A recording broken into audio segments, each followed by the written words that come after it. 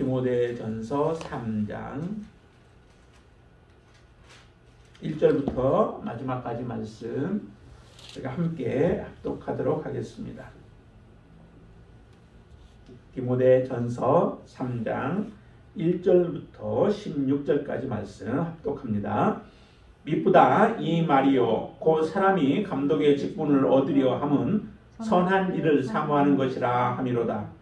그러므로 감독은 책망할 것이 없으며 한 아내의 남편이 되며 절제하며 신중하며 단정하며 나그네를 대접하며 가르치기를 잘하며 술을 즐기지 아니하며 구타하지 아니하며 오직 관용하며 다투지 아니하며 돈을 사랑하지 아니하며 자기 집을 잘 다스려 자녀들로 모든 공손함으로 복종하게 하는 자라야 할지며 사람이 자기 집을 다스릴 줄 알지 못하면 어찌 하나님의 교회를 돌보리요.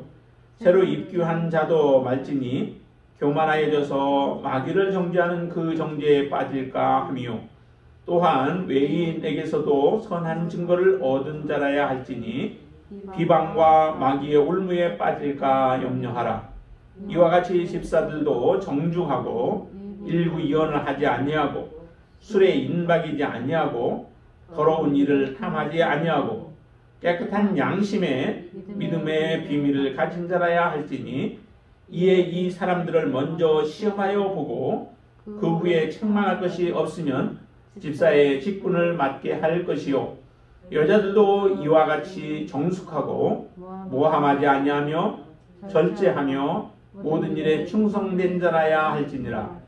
집사들은 한 아내의 남편이 되어 자녀와 자기 집을 잘 다스리는 자일지니 집사의 직분을 잘하는 자들은 아름다운 지위와 그리스도 예수 안에 있는 믿음의 큰 담력을 얻느니라.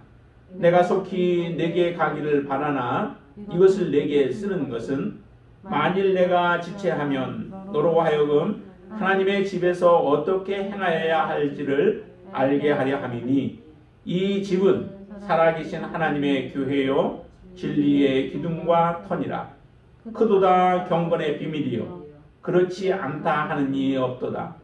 그는 육신으로 나타난 바 되시고 영으로 의롭다 하심을 받으시고 천사들에게 보이시고 만국에서 전파되시고 세상에서 믿은 바 되시고 영광 가운데서 올려지셨느니라. 아멘.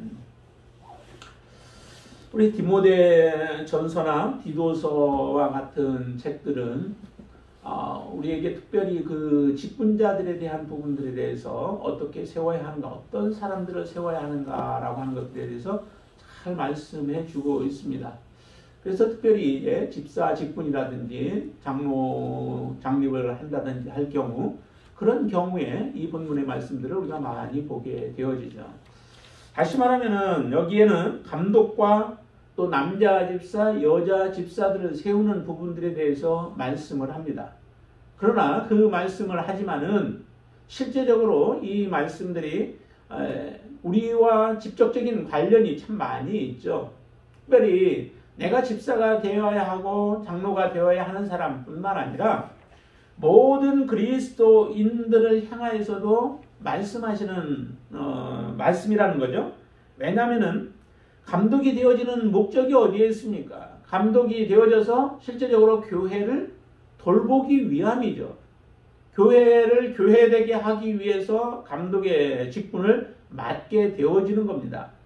다시 말하면 감독이라고 하는 사람들이나 집사라고 하는 분들은 다른 사람들보다 먼저 앞서서 된 사람들이죠. 그리고 뒤에 다른 사람들을 자기와 같은 모습으로 다른 사람을 세우는 데에 쓰임받는 사람들이 감독과 또 집사와 같은 직분을 받은 사람들이라는 거죠. 여기에 여러 가지 감독의 자격이나 아니면 집사와 같은 그 하나님 앞에 봉사하는 사람들의 자격에 대한 부분들을 말하는데 그 자격이 집사가 아니고 장로가 아니라면, 감독이 아니라면은 그럼 그 사람들과는 관계가 없느냐라고 할 때 아니라는 거죠. 모든 교회 안의 공동체의 사람들은 다 이와 같은 정결한 삶을 살아가야 하는 삶을 반드시 살아가야 합니다. 그런 사람들이 하나님의 자녀고 하나님께서 기뻐하는 자고 하나님의 교회의 일원으로서 합당한 자들이라는 거죠. 그렇게 본다면은 정말 우리의 모든 사람들이 이 말씀을 우리가 잘 집중해서 보아야 할 말씀들이에요. 특별히 이 감독이라든지 집사를 세워야 하는 사람들을 교회에서 직임을 맡고 있는 사람들도 우리가 잘 보아야 할 부분이지만은 그러나 모든 사람들이 함께 이 말씀 귀를 기울여야 한다는 겁니다. 특별히 오늘 본문에 보면은 감독에 대한 부분을 얘기해요. 근데 감독은 남자와 여자 둘 부분에 대해서 얘기하지 않습니다. 그냥 감독 남자들에 대한 부분만 얘기를 하고 있죠. 왜 집사는 여자와 남자를 이야기를 하는데 감독의 경우는 남자만 얘기를 할까요? 당시에 여자들을 감독으로 세우지 않았기 때문에 그렇습니다. 그러나 그것이 좀 더 지나와서 지금은 감독과 같은 감독이나 장로와 같은 이런 역할을 지금은 여자분들에게도 세우고 있죠. 그래서 여자 목사들도 있고 여자 장로도 있고 여자 감독도 있습니다. 그래서 그것이 뭐 잘못됐다라기보다는 사실은 남자들이 해야 할 일들을 남자들이 제대로 그 역할들을 감당하지 못하게 되어지면 그 역할을 맡을 수 있는 사람을 여자에게서도 찾아서 세우게 되어지죠. 이전에도 보면 전쟁과 같은 곳에서도 사사기에서 우리가 보았었죠. 드보라와 같은 사람들 이런 사람들을 보면은 그런 사람들이 원래 여자들이 아니고 남자들이 그 역할들을 감당해야 되죠. 근데 남자들이 그렇게 할 만한 사람들이 없다 보니까 결과적으로 하나님께서 하나님의 합한 그런 여자들을 들어서 사용을 하셨던 것을 우리가 보게 되어질 때에 특별히 여기 감독이라고 하는 그 직분은 오늘 본문에서는 남자들에게 말씀하는 것이지만 그러나 누구든 감독이 되어지는 사람들에게는 동일하게 적용해야 할 부분인 줄로 믿습니다. 그러면 여기에서 보니까 감독에 이렇게 표현해요. 1절에 보면은 미쁘다 이 말이요 라고 얘기를 하죠. 참 미쁘다는 얘기는 신실하다라고 하는 의미를 가지고 있죠. 이 말은 정말 신실한 말이고 참으로 진실된 말이다 라고 하는 그런 말들이에요. 근데 그 어떤 것이 그러냐면은 감독의 직분을 얻으려 하는 사람, 감독이 되려고 하는 사람, 이런 사람은 먼저 무엇을 사모해야 한다면 거기에 보면 선한 일을 사모하는 것이다 라고 얘기를 하죠. 근데 이 목적에 맞지 않게 세워지는 경우가 참 많아요. 장로를 잘 세우고 또 감독을 잘 세우게 되어지면 그 감독을 통하여서 얻는 유익이 참 큽니다. 그런데 많은 부분들에 있어서 감독을 잘못 세움으로 인하여서 부작용을 많이 하소연하는 경우들이 참 많습니다. 침례교에서도 장로들을 이제 호칭 장로들을 세우게 되어지죠. 근데 그 세워놓고 나서 후회하는 경우들이 많았다라고 하는 거죠. 감독의 직분을 잘 감당해야 되는데 누구를 감독을 세워야 하느냐? 오늘 본문에서 얘기하는 것처럼 선한 일을 사모하는 자에게 세워져야 한다는 거예요. 선한 일을 사모하는 자, 그 사람이 이 감독의 직분을 맡았을 때에 정말 유익하게 쓰임을 받게 되어지죠. 그 선한 일이 뭘까요? 나 개인의 사적인 유익을 우선시하는 사람이 아닙니다.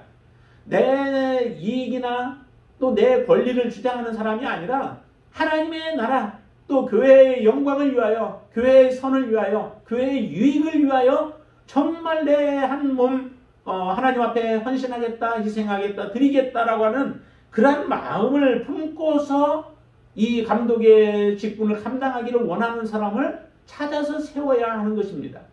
그런 사람을 세웠을 때에 교회의 유익을 위해서라면 자기 자신을 희생해 가면서라도 교회를 돌보고 교회를 사랑하고 교회를 섬기는 그런 삶을 살아가게 되어지죠. 그러나 이 목적이 잘못되어지고 동기가 잘못된 사람을 세우게 되어진 이후에 많은 피해들을 교회들이 호소하고 교회가 오히려 더 굳건하게 세워지기보다는 교회가 풍지박산이 나는 경우들을 우리는 숫자가 많이 보기 때문에 특별히 이 감독의 직분, 왜냐하면 감독이 그만큼 많은 권한이 있고 힘이 있고 또 권력이 있다 보니까 그런 사람들이 삐뚤어지게 되어지면 교회에는 더 큰 타격을 입게 되어지기 때문에 그렇죠. 반드시 그 안에는 선한 일을 사모하는 마음이 그 안에 가득한 사람을 세워야만 한다는 겁니다. 그래서 1절에서 그렇게 얘기를 한 거죠. 선한 일을 사모하는 것이라. 여러분들 안에는 정말 선한 마음이 항상 잘 잡혀 있나요? 나의 개인의 유익이 먼저가 아니라 정말 하나님의 영광을 위해서 하나님이 원하시는 뜻대로 내가 순종하고자 하는 마음으로 하나님이 기뻐하시는 일을 하고자 하는 그러한 마음이 여러분들 안에 가득하다면 여러분들은 그 감독이나 아니면 또 집사의 직분들을 받기에 합당한 자예요. 그렇지 못한 사람들을 우리가 많이 보잖아요. 세우려고 하다가 어떤 문제가 있어서 또 아니면 성도들이 반대를 해서 세우지 못하는 그런 경우들이 생겨지죠. 이러할 때 만약에 정말 선한 일을 사모하는 마음을 가지고 있는 사람이라면 어떤 자세를 취해야 될까요? 그러한 상태라 하더라도 그 마음에 그 악감정을 품지 아니하고 쓴뿌리가 나지 아니하고 그런 가운데서는 자기 자신이 내가 무엇이 하나님 앞에 더 부족한가라고 하는 것들을 생각하며 기도하고 근신하고 절제하는 삶으로 다시 들어가야 하는 거죠. 다른 사람들을 원망하는 게 아니라 교회에 세우지 아니한 분들에 대해서 미움을 갖는 게 아니라 그런 마음을 가지고 우리가 임하게 되어지는 사람, 이런 사람이 진짜 세워야 할 사람이라는 거죠. 어떻게 보면 내게 이런 자리를 주신 것이 하나님의 너무 큰 은혜이고 내가 참 감당하기가 힘들다라고 하는 그런 고백 속에서 겸손한 가운데 하나님의 일을 감당하는 사람, 이런 사람들이 되어졌을 때에 잘 세운 거죠. 감독을 잘 세운 거죠. 디모데에게 이처럼 감독을 세울 때는 이러한 사람들을 선택해서 세워라라고 하는데 그런 여러 가지 이제 조건들을 얘기를 하죠. 그 중에 하나가 이제 크게 포괄적인 부분들에 있어서 책망할 것이 없는 사람이어야 한다라고 얘기를 해요. 이거는 전반적인 부분은 모든 부분들에 다 포함이 되겠죠. 왜냐하면 감독은 돌보는 역할이요, 또한 감독하는 그 역할들입니다. 돌보는 것은 교인들을 잘 돌보아서 믿음 가운데 설 수 있도록 하는 그 역할들이고, 또한 감독하는 것은 혹시라도 교회가 잘못된 길로 가지 않나 하는 부분들, 또한 그런 부분들을 잘 감시하고 관찰해서 다른 악한 것들이 들어오지 못하게 하고 교회를 온전하게 하나님의 뜻 가운데 세우는 그 역할을 감당해야 하는 것이 바로 이 감독들인 거죠. 지금으로 본다면은 목사들도 마찬가지입니다. 목사들에 해당되고 아니면 장로, 그 치리 장로와 같은 장로들과 같은 사람들이 다 이 감독에 해당되는 사람들이에요.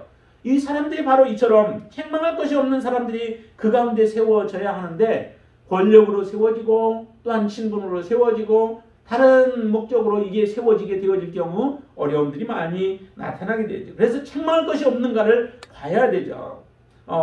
그리고 보니까 이 감독으로 세워져야 할 사람은 몇 가지 부분에 있어서 준비가 잘 되어져야 해요. 그것은 개인적인 부분에 있어서 영적인 부분에 신실한 모습이 하나님 앞에 보여져야 되겠죠. 그래서 개인적인 자질들에 대한 점검이 이루어져야 합니다. 반드시 그렇죠. 그리고 가정생활에 대해서 어떻게 가정생활을 하고 있는가, 가정을 어떻게 다스리고 있는가라고 하는 것도 우리가 보아야 하고요. 그 다음에 세 번째는 영적인 성숙에 얼마나 가져왔는가. 그래서 다른 사람들의 영적 성숙을 이끌어줄 수 있고 다른 사람들의 영적 성숙을 도와줄 수 있는 사람인가라고 하는 것을 우리는 보아야 되죠. 그리고 외부적인 그런 평판도 보아야 돼요. 그래서 외부적인 평판이 혹시라도 좋지 못하다면은 그 사람도 멈춰야 되죠. 교회 안에서는 굉장히 인정을 받아요. 그래서 교회에서는 거룩한 모습을 보이는데 다른 사람들 밖에 있는 사람들로부터 비방을 받게 되어지면은 안 된다는 거죠. 자, 한번 6절을 보실까요? 6절 한번 보시죠. 같이 한번 읽습니다. 새로 입교한 자도 많으니 교만하여져서 마귀를 정죄하는 그 정죄에 빠질까 하미요. 7절. 또한 외인에게서도 선한 증거를 얻은 자라야 할지니 비방과 마귀의 올무에 빠질까 염려하라 라고 해서 외인에게서도 선한 증거를 받아야 된다는 거죠. 외인들이 볼 때에 그 사람의 나쁜 부분들 또 다른 사람들에게 행하는 그런 좋지 못한 모습들을 보이면은 안 된다는 겁니다. 왜냐하면 교회 이 감독이라는 것이 교회 안에서만 인정받는 삶이 아니라 그 사람은 세상에 대해서도 사실은 우리가 세상과 구별되어 있긴 하지만은 세상 사람들과 똑같은 모습으로 살아가게 되어지면 우리는 그들로부터 인정받을 수 없게 되죠. 세상 사람과 다른 모습의 삶의 모습을 보이면서 그들로부터도 저 사람은 참 우리와 다른 사람이야 라고 하는 이런 증거들을 얻어야 된다는 거죠. 왜냐하면 이 교회는 세상도 판단할 수 있는 능력을 우리가 가지고 있는 거예요. 고린도전서에 보면 그런 말씀들을 하시죠. 우리가 어떤 존재인가? 하나님 앞에 온전히 거듭난 사람들, 하나님이 기뻐하시는 그 교회는 세상이 감당하지 못하는 교회예요. 세상까지도 판단하는 거죠. 바울 사도는 이렇게 얘기를 해요. 교회 안에서 이제 분쟁이 일어나고 소송 사건들이 있어서 소송을 세상의 법정으로 가지고 가는 이런 모습들을 보면서 그들을 책망을 하죠. 너희가 어떤 존재냐? 너희들은 세상에 의해서 판단받는 것이 아니라 세상을 너희들이 판단할 수 있는 자들이다. 그런데 너희들 안에 서로 간에 문제가 있는 거 그거 누군가가 처리할 수 있는 사람이 하나도 없어가지고 너희들 문제를 거룩한 존재들이 세상의 법정에 가서 사람들 가운데서 판단을 받고 있다면 이건 말도 되지 않는 거다. 오히려 너희들은 천사들까지도 판단할 수 있는 것이 바로 이 교회다라고 하는 것을 말씀해요. 하나님 앞에서 온전히 거룩하게 되고 깨끗해진 사람들은 이와 같은 능력이 있는 사람들이죠. 여러분들이 그런 사람들이에요. 세상과 똑같은 존재가 아니고 그들보다 못한 존재가 아니라 세상을 이끌어갈 수 있고 세상에 도전 줄 수 있고 세상 가운데서 빛을 비출 수 있는 능력 있는 자들이에요. 하나님이 우리를 보실 때 거룩한 자라고 우리는 인정하셨잖아요. 하나님은 우리를 그렇게 거룩한 자, 선한 자로 하나님은 우리를 그렇게 인정하시는 존재들이라고요. 세상 사람 누구를 하나님이 그렇게 인정하겠어요?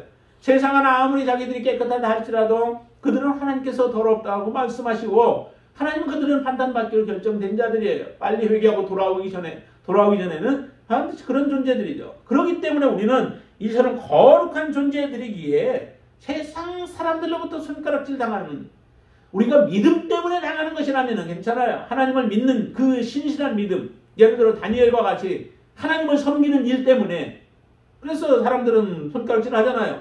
그 다니엘을 왕에게 가서 고소하고 그래서 그 사자굴에 집어넣게 되어지는 이런 일이 일어나고 그 친구들과 같은 이런 손가락질을 하면 괜찮아요. 정말로 내가 믿음 때문에 하나님을 믿는데 그 믿음 세상과 같게 하지 않는다고 해서 우리가 손가락질하는 것은 당연하지만 그거는 괜찮지만은 그러나 우리의 삶이 도덕적으로나 윤리적으로나 너무 더러워져서 세상 사람들의 비난을 받게 되어진다면은 이것은 문제가 있는 거죠. 더 이상 하나님 앞에 빛이 되어질 수 없고 하나님의 영광이 되어질 수 없는 존재들이에요. 그렇게 되지 않은 자들을 세워야 한다라고 말씀하고 있는 겁니다. 이런 사람, 이런 감독을 세워야 함을 말씀하고 있고요. 그 다음에 집사들에 대한 부분들을 얘기를 하죠. 집사들도 다를 바는 없어요. 거의 다 동일하고 가르치는 부분에 있어서는 특별히 그 장로나 아니면 감독들에게 요구되어지는 부분들이지만은 나머지 부분들은 동일하게 집사들도 같은 그런 마음을 가져야 된다는 거죠. 자, 한번 볼까요? 8절 말씀 한번 보세요. 8절 말씀. 이와 같이 집사들도 정중하고 일구이언을 하지 아니하고 술에 인박이지 아니하고 더러운 일을 탐하지 아니하고 9절. 깨끗한 양심에 믿음의 비밀을 가진 자라야 할지니 라고 말씀하잖아요. 정중해야 돼요. 일구이언 두 말을 하지 않는 거죠. 이때 조금 유익이 있다고 해서 이렇게 말하다가 또 살짝 바꿔버리고 하는 이런 일들, 더군다나 우리 집사 성도들도 그런 삶을 살지 않죠. 더군다나 집사들이 그렇게 해서는 안 되죠. 더러운 이익 때문에 끌려다니는 인생이 되어서는 안 된다는 거예요. 더러운 이익, 그것은 언젠가는 다 무너져 버리게 되어질 것이고 그것은 더러운 이익을 쫓아갔다가는 우리는 결국 심판의 자리로 나아갈 수밖에 없습니다. 그러기에 이런 것들에 의하여 끌려가지 않는 사람, 그런 믿음을 가지고 있는 사람이어야 된다는 거죠. 특별히 9절에 이렇게 깨끗한 양심이라고 얘기를 하죠. 깨끗한 양심이 밑바탕이 돼야 돼요. 양심이 화인 맞으면 안 돼요. 그리스도인들의 양심이 무뎌져 버리면 안 된다는 거죠.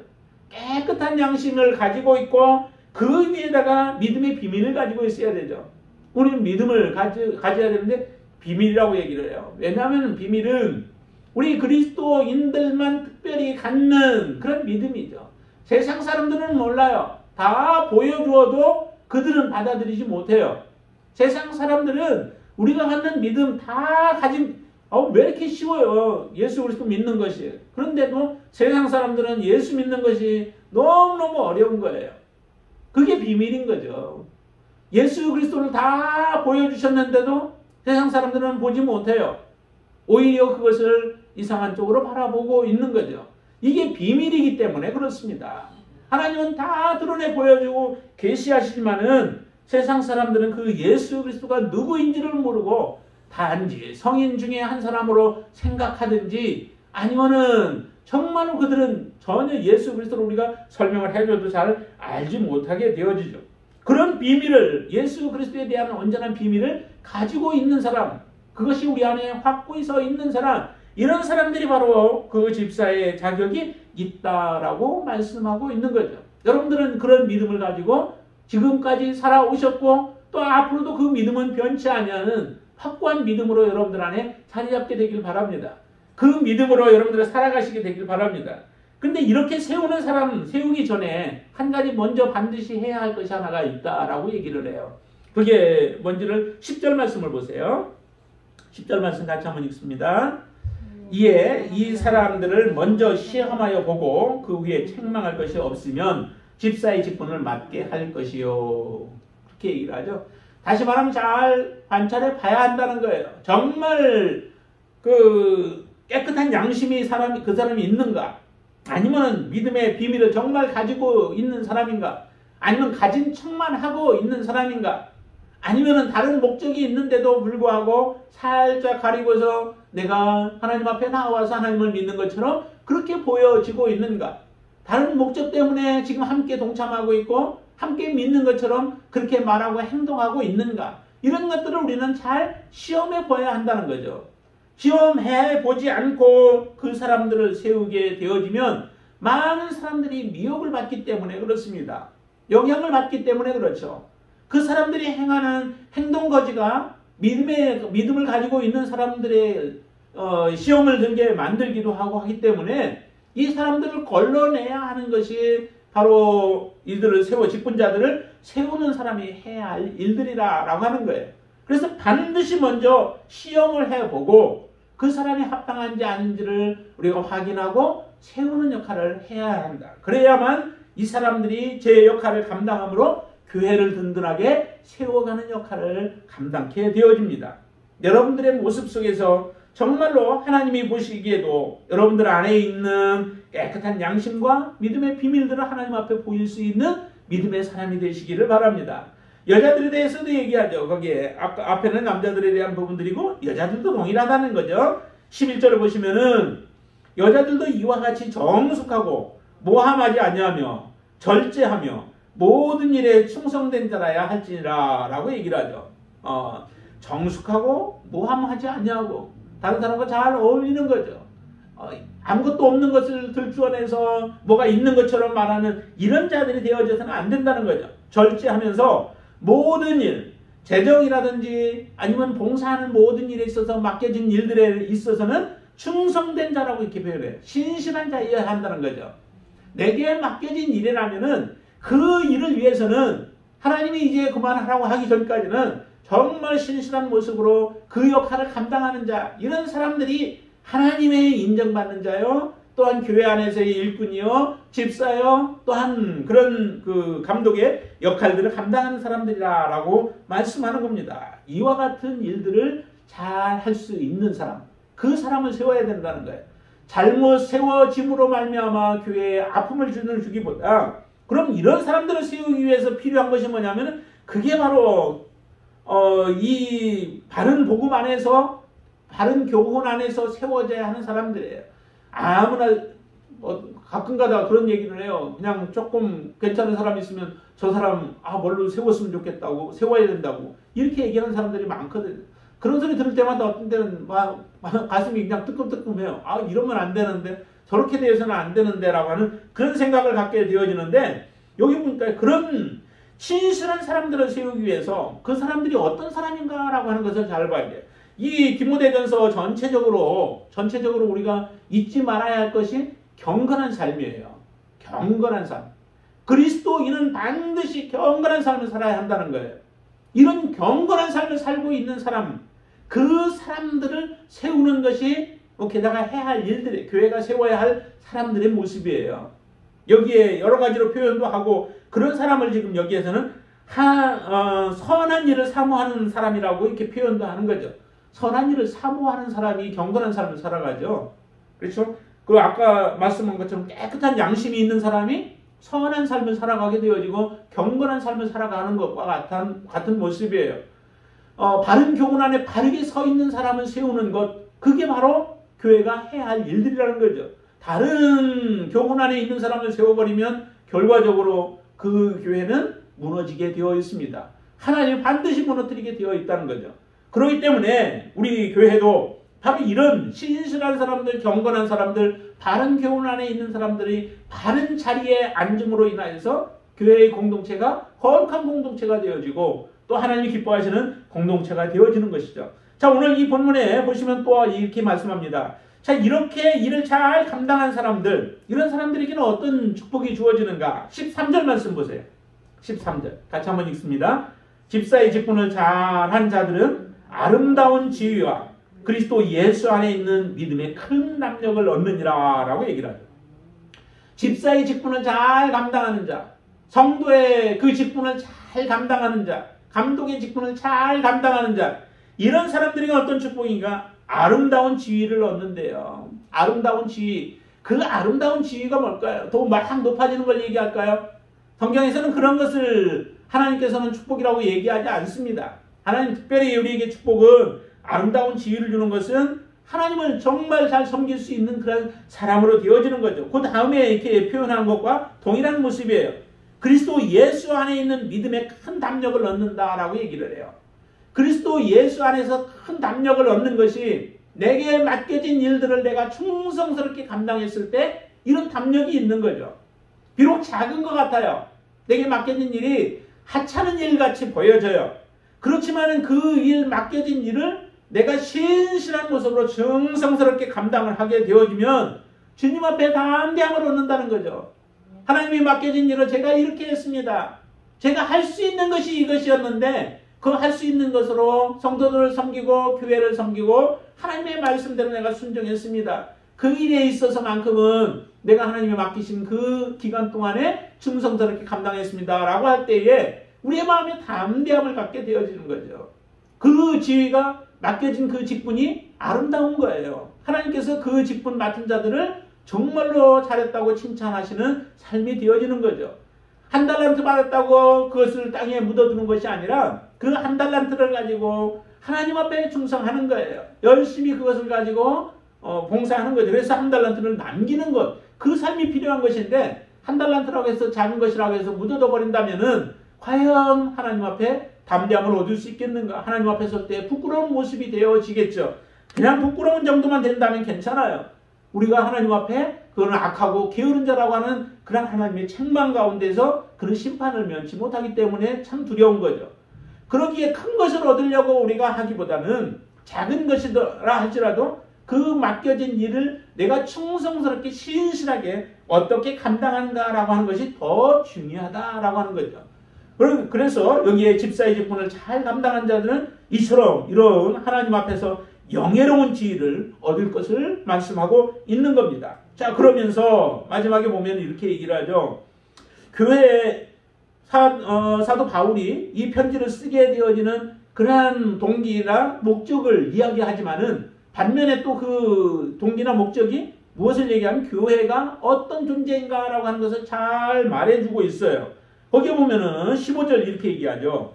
만일 내가 지체하면 너희로 하여금 하나님의 집에서 어떻게 행하여야 할지를 알게 하려 함이니, 사도 바울이 디모데가 있는 에베소에 혹시 내가 늦게 도착하게 되어진다면, 가게 되어진다면은 그 늦게 오는 그 사이에 내가 어떻게 무슨 일을 해야 하는가라고 하는 것들에 대해서 써야 할 필요가 있었던 거죠. 그래서 이 기록을 하는데 그 기록 안에서 이렇게 얘기해요. 첫 번째는 보니까 하나님 교회가 뭐냐? 교회는 하나님의 집이다라고 하는 거죠. 하나님의 집이 바로 교회예요. 하나님 함께 거하시고 하나님 안에서 우리는 맺어진 영적인 가족이라는 거죠. 영적인 가족으로 하나님 앞에서 하나님을 섬기며 우리는 모든 형제 자매로서 우리가 함께 섬겨가야 할 그러한 곳이 바로 이 교회다라고 하는 거예요. 그런데 교회에 대한 개념들은 사람들이 너무도 잘 잊어버리고 아니면 잘 못 알고 있는 경우들이 참 많죠. 그러다 보니까 교회도 세상의 모임들과 같은 그런 모임 중에 하나와 같이 생각하고 살아가는 사람들이 많아요. 이 교회는 정말 영적으로 육적인 가족보다도 더 아름다운 그런 관계가 이루어져야 하고 섬김이 있어야 되고 사랑이 있어야 되고 용납이 필요하죠. 또 위에서도 그런 얘기를 하잖아요. 서로 용납하라라고 하는 그런 말씀들. 자, 3절 말씀 한번 보시면은 그 감독에 대한 이야기를 하면서 이렇게 얘기해요. 술을 즐기지 아니하며 구타하지 아니하며 오직 관용하며 그 다음에 다투지 아니하며 돈을 사랑하지 아니하며 관용하고 다투지 않는다? 서로 아름다운 사랑의 관계를 나누어 가는 거죠. 이렇게 할 수 있는 사람, 그런 사람들이 감독뿐만 아니라 모든 성도들이 그런 사람들인 거죠. 이렇게 모여진 집이 바로 하나님의 집이에요. 교회가 바로 하나님의 집이라고 이렇게 말씀하고 있죠. 두 번째는 보니까 거기에 계속 나오는데 이 집은 하면서 얘기를 하죠. 이 집은 살아계신 하나님의 교회다라고 얘기를 해요. 살아계신 하나님의 교회. 하나님은 지금도 살아계십니다. 여러분 안에도 살아계시고 지금 이곳에도 살아계셔서 역사하고 계시는 줄로 믿습니다. 모든 역사를 주장하고 다스리시는 분이 하나님이십니다. 하나님은 반드시 살아계신다는 거죠. 그 하나님을 믿는 것이 바로 이 교회예요. 하나님의 교회예요. 그런 하나님을 모시고 우리가 살아가고 있고 그 하나님이 우리와 함께 계신다라고 하는 의식을 항상 가지고 우리가 살아간다면은 우리의 삶의 모든 부분들에 있어서 절제와 통제가 이루어지고 우리의 입술과 우리의 행동과 우리의 생각들이 바뀌어지게 되어지죠. 이런 교회가 바로 그런 곳이 바로 교회라는 거예요. 살아계신 하나님, 그 하나님이 계시는 교회. 그렇게 교회를 지금 말씀하고 있고요. 그 다음에 세 번째는 진리의 기둥과 터다라고 얘기를 하죠. 진리는 복음이라고 하고 예수 그리스도라고 하잖아요. 그런 진리가 바로 굳건하게 설 수 있는 터요. 또 진리를 드러낼 수 있는 기둥, 견고하게 붙잡아져서 드러낼 수 있는 것이 바로 이 교회다라고 얘기하는 겁니다. 교회가 없으면 진리는 더 이상 드러날 수 없는 거죠. 교회를 통하여서 비추게 되어졌습니다. 예수 그리스도가 하나님을 비추어 주신 것과 같이 바로 이 교회가 예수 그리스도를 드러내고 이 교회가 하나님을 드러내는 것이 바로 이 교회예요. 얼마나 그렇기 때문에 교회가 큰 영광인지를 우리는 알아야 돼요. 교회가 허스름해 보이지고 약해 사람이 많고 적고 해서 우리는 작은 교회, 큰 교회 얘기를 하지만은 그러나 교회는 정말 영광스러운 것이라는 거죠. 이런 하나님을 드러낼 수 있는 게 교회이기 때문에 그렇습니다. 이처럼 그 교회에 대해서 얘기하는데 이런 교회를 바르게 세우기 위해서는 바른 직분자들을 세워야 한다는 거예요. 거룩한 자들을 세워야 하고 경건한 자들을 세워야 하고 또한 하나님 앞에 바르게 서 있는 자들을 세워야 하는 것이 바로 우리에게 주어지는 임무이기도 하고 또한 저와 여러분들이 이런 사람이 되어야 한다는 거죠. 지금 여기서 세워야 하는 사람들이 여러분들이 그와 같은 모습이 되어야 합니다. 그러면서 마지막 16절 한 번 더 보세요. 이렇게 고백합니다. 크도다 경건의 비밀이요 그렇지 않다 하는 이 없도다. 그런 육신으로 나타난 받으시고 영으로 의롭다 하심을 받으시고 천사들에게 보이시고 만국에서 전파되시고 세상에서 믿음 받으시고 영광 가운데서 올려지셨느니라 라고 말씀합니다. 크도다 경건의 비밀이요. 경건의 비밀이 크다는 거죠. 놀랍다는 거죠. 경건의 비밀이 놀라운 거예요. 근데 그 경건의 비밀이 무엇인가? 경건의 비밀이라고 하지만은 복음의 비밀이라고도 말씀하실 수 있고요. 또 경건을 하나의 진리의 비밀이라고도 이렇게 말할 수 있는데요. 다시 말하면 복음을 얘기해요. 복음이 무엇이냐? 근데 이 복음은 아까도 감추어지기도 했다라고 얘기를 하죠. 비밀이다. 그래서 비밀이라는 표현을 사용을 하는데요. 우리에게는 다 보여져 있고 다 알려져 있지만은 그러나 그 복음이 가려져 있는 거죠. 근데 그 복음이 무엇인가를 여기서 얘기를 하고 있죠. 그 복음은 육신으로 나타난 바 되시고 예수 그리스도죠. 이 땅에 육신으로 나타나시고 영으로는 의롭다 하심을 얻으시고 그 다음에 천사들에게 다 보이셨고 그 예수 그리스도를 만국에 전파되시고 세상에서는 그래서 믿음 바 되고 또 영광 가운데 올려주셨느니라 라고 하는 예수 그리스도에 대한 부분들을 그대로 말씀하고 있죠. 그 예수 그리스도는 정말 비밀이에요. 우리에게는 놀라운 축복이고 우리에게는 영원한 우리가 의지해야 할 분이시고 또한 우리에게는 가장 큰 소망이 되시고 우리의 길과 진리가 되시는 분이 바로 그 예수 그리스도이시죠. 그분과 예수 그리스도와 함께 우리가 살아가는 것은 정말 이 영광 가운데 함께 우리가 거하는 것이요 또 그 영광에 참여하는 것인 줄로 믿습니다. 이런 놀라운 축복을 하나님 우리에게 허락해 주셨고 그 역할을 이제 우리가 정말 경건한 자들이 되어져서 이 역할에 함께 동참하는 자들이 되어지기를 원합니다. 그런 사람을 세우기를 원하고요. 여러분들은 이미 이런 사람인 줄로 믿습니다. 앞으로도 지속적으로 그렇게 우리에게 맡겨진 직분을 지금 아직 다른 직분을 얻지 못했다라고 해서 우리가 소외된 자가 아니라 우리 모든 사람들은 이미 가지고 있는 거예요. 단지 거기에다가 이제 집사라든지 아니면은 감독과 같은 일들을 하나씩 더 또 주셔서 더 큰 일들을 맡게 하는 것이지 모든 성도들이 다 이미 우리의 직분을 다 가지고 있는 자들인 줄로 믿습니다. 그 역할을 충성스럽게 감당하여서 하나님 앞에 섰을 때 정말 우리가 담대함을 주님 앞에 섰을 때도 믿음의 담대함을 갖는 그런 하나님의 자녀들이 되기를 주님의 이름으로 축원을 드립니다. 기도하겠습니다. 좋으신 아버지 하나님 감사합니다. 우리를 하나님의 자녀 삼으시고 하나님께서 우리를 하나님의 집에 또한 하나님의 교회에 아버지 하나님 일할 수 있는 섬기는 자로 세워주신 것 감사합니다. 이 자리가 정말 우리에게는 큰 기쁨의 자리가 되어지게 하시고 또한 평생 하나님 앞에 순종하며 섬기는 자리로 그 자리를 잘 감당할 수 있도록 역사하여 주시옵소서. 아버지 하나님 특별히 우리들에게 맡겨진 일들을 충성스럽게 감당함으로 아직도 세상에 알지 못하는 사람들에게 빛과 소금의 역할들을 감당할 수 있도록 역사하여 주시옵소서. 우리에게 맡겨진 달란트가 크든 작든 그 일에 충성하기를 원합니다. 하나님 기쁘시게 하는 자로 세워 주시옵소서. 예수님의 이름으로 간절히 기도드리옵나이다. 아멘.